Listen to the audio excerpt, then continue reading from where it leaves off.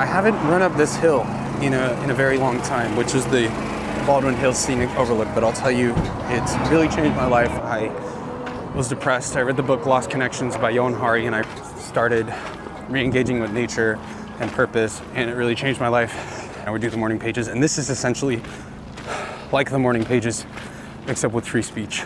I gotta keep speaking my mind while I run up this hill. We're at 30 seconds, and I already feel good, but very soon I'm gonna start to feel deathly tired.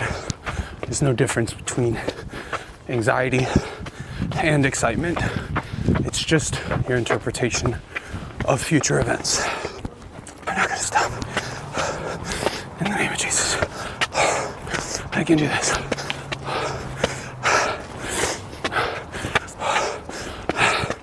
I almost fell.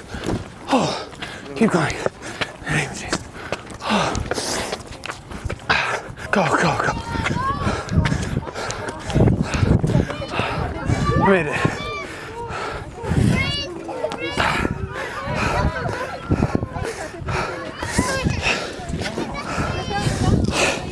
Rest.